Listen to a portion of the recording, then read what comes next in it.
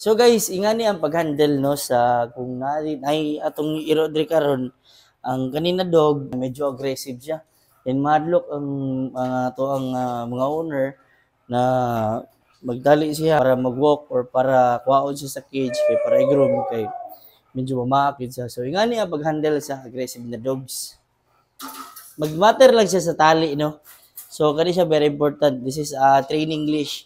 Imo lang na siyang i-open og dako. Kanya pagkahuman, anak ni mo siya ha.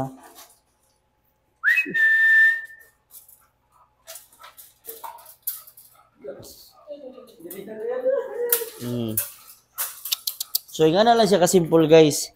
And you have the control na. Oh. So, kanina, naglisod sila ang saon.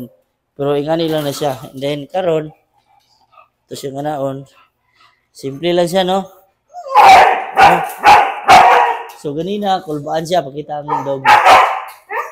Oh.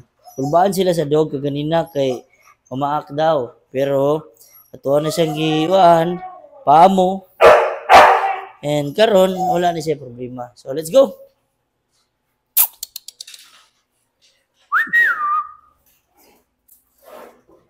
Yun. So, nga na lang guys, no? Ibutang rin siya sa cage. Send na natin siya sa shop karon.